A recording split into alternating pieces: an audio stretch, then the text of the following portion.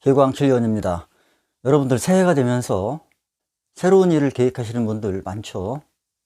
이사를 간다든지 직업이나 직장을 바꾼다든지 또 하던 일을 접고 새로운 일을 추구한다든지 고향을 떠나 멀리 해외로 이민 간다든지 아니면 단순하게 해외여행을 가겠다. 이러한 변화와 변동의 움직임이 많을 수가 있습니다. 이렇게 움직이는 것을 명리에서는 역마살이 끼었다고 하죠. 역마, 정거장에 있는 말이라는 뜻입니다. 그러니까 뛰어다니는 말. 그런데 여기에 살이라고 하는 무시무시한 글자를 붙였습니다. 역마살이다. 그러니까 무언가 고달픈 것을 암시해 줍니다. 그런데 이 역마를 잘 쓰면 출세를 해서 외교관으로 성공한다든지 해외를 드나들면서 무역을 하는 사업을 할 수도 있습니다. 하지만 먹고 살기 위해서 어쩔 수 없이 동분서주하는 발걸음이다. 그러면은 고달픈 움직임이 될 것입니다. 그것을 역마살이라고 표현합니다. 그러니까 일종의 애군의 살이 됩니다. 그런데 이렇게 변화와 변동, 움직임에는 지살이라고 하는 살도 있습니다. 이것 또한 땅을 밟고 다니는 살이죠. 그러면 이 지살과 역마살의 차이점은 뭐냐? 지살은 이제 막 시작하는 출발점입니다. 그러니까 막 성장해서 사회에 진출하는 시기, 나의 존재감을 알리는 시기. 그러니까 이 지살의 움직임은 내가 스스로 원해서 움직이는 이동입니다. 그런데 처음이다 보니까 경험은 미숙하겠죠. 그래서 이것을 12운성에 적용해 보면 대표적으로 인호술의 화국을 예를 들어 보겠습니다. 인호술 화국은 이 인목이 생지가 되죠. 그리고 오화가 왕지가 됩니다. 그리고 이 술토가 묘지가 되죠.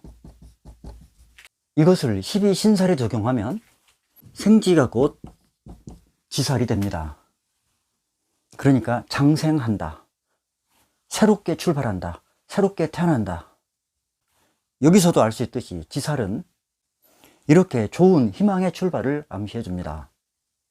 그리고 왕지는 장성살이 됩니다. 그 다음에 반한, 역마 이렇게 가죠. 여기가 역마살이 됩니다. 그러니까 12신살로는 왕세 병지가 됩니다. 병이 들었다. 기운이 하락세로 돌아선다. 그러니까 직장에서 예를 들면 정점에 올랐다가 은퇴하는 시기다.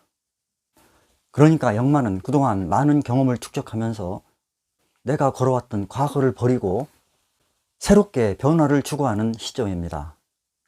그러니까 지살에서는 희망적인 변화라면 역마살에서는 힘든 길을 가게 되는 변화의 출발점이라고 보시면 되겠습니다. 그러니까 지살과 역마살은 정확하게 방향이 반대죠.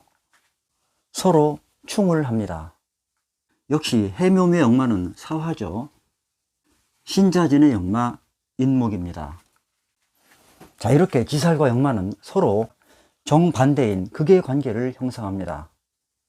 그래서 지살이 자의적인 이동이라면 역마는 타의에 의한 이동입니다.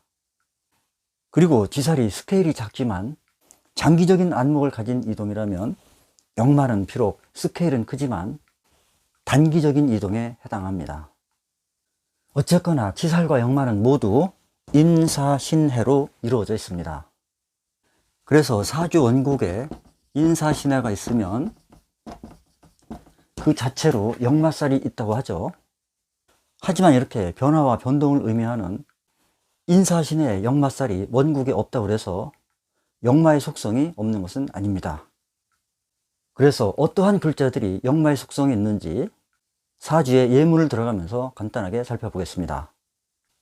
자, 이 사주 정사, 신해, 경신, 무인 원국의 인사신해가 다 갖춰져 있습니다. 제왕의 사주로 유명한 고 박정희 대통령 사주입니다. 자, 연지 사화를 기준으로 해수가 역마살이죠. 그리고 일지 신금을 기준으로 한 인목이 역시 역마살입니다. 그리고 사화는 사유축, 삼합의 지살이 되겠습니다. 그리고 여기서 사해충, 인신충, 각 삼합의 생기들이 좌충우돌하죠. 역마의 속성이 굉장히 강합니다. 그런데 갑진대운 김인연의 머리에 총탄을 맞고 쓰러지죠. 갑진대운이 되니까 지지했던 인목이 천간으로 허투합니다. 그러니까 기다리고 있던 경금, 신금들이 간목을 충국하죠. 인목 속에는 병화라는 화약이 들어있습니다. 그래서 간목을 상징하는 머리에 총탄을 맞고 서거합니다. 또한 경금일지의 해수가 수명을 나타내는 식신이죠.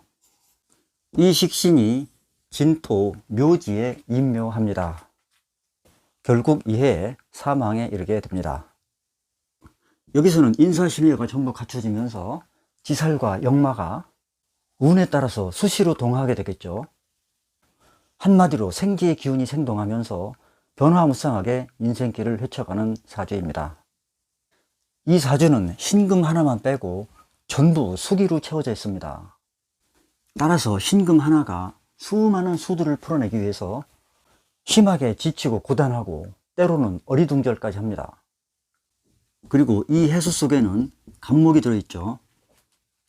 간목이 밖으로 나오려고 해도 주변 환경이 너무 추우니까 나올 엄두를 못 내고 있습니다. 특히 여기서 임수, 해수는 역마의 속성이 강합니다.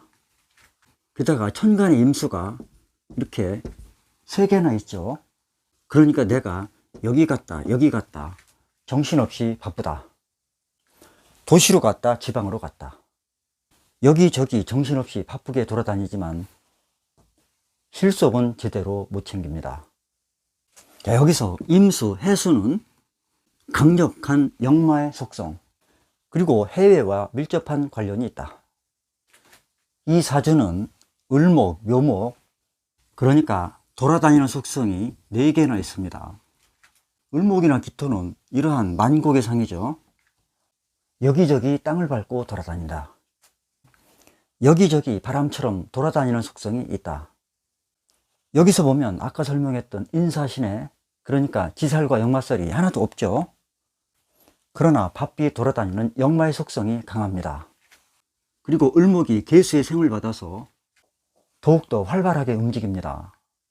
이 사람은 전국의 방방곡곡을 돌아다니며 자연을 배경으로 시를 쓰는 시인입니다.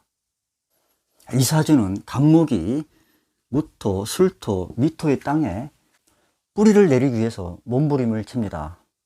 그런데 사주에 수기가 하나도 없죠. 그야말로 사막의 선인장입니다. 그래서 이 사람은 물을 찾아 해외에서 직장을 구했습니다. 물론 여기서 인신충 작용으로 인목, 고향의 땅을 떠난다고 볼 수도 있겠습니다. 더군다나 여기서 간목의 록인 인목을 충합니다. 해외로 떠날 수밖에 없는 운명. 이 사주는 연지 삼합 기준으로 이 신금이 지살에 속하죠. 그리고 여기서는 신자진 수국을 형성합니다. 그런데 천간에 떠있는 유일한 병화가 병신합당하고 병임충으로 존재 가치를 상실합니다. 그리고 특이하게도 지장간을 포함해서 안정적으로 정착할 수 있는 토가 1점도 없습니다. 물론 이 신금 속에 무토가 있지만 강력한 수기에 파묻혀서 하나도 없는 거나 마찬가지입니다. 그러니까 한 곳에 정착을 하지 못하고 주거지를 자주 바꾼다든지 직업의 변동이 심한 사주입니다. 자, 이렇게 변화와 변동, 움직임, 이동을 뜻하는 역마살, 지살에 대해서 살펴봤습니다. 그래서 특히 인사신해라고 하는 역마살이 충이나 형을 당하는 해에는 교통사고를 조심하라고 하죠. 차량 운전에 극심한 주의를 요합니다. 결론적으로 말씀드리면 역마살은 놀러갈 때는 아주 좋죠. 단지 조심은 요한다. 그러나 먹고 살기 위해서 바삐 움직여야 한다면 피곤한 애군의 살이다. 그렇지만 생동감을 자아내주는 살입니다. 그러니까 잘만 활용한다면 인생을 활기차게 움직일 수 있습니다. 물론 집이나 사무실을 이동할 때는 풍수운의 기둥도 중요하게 따져봐야 합니다. 감사합니다.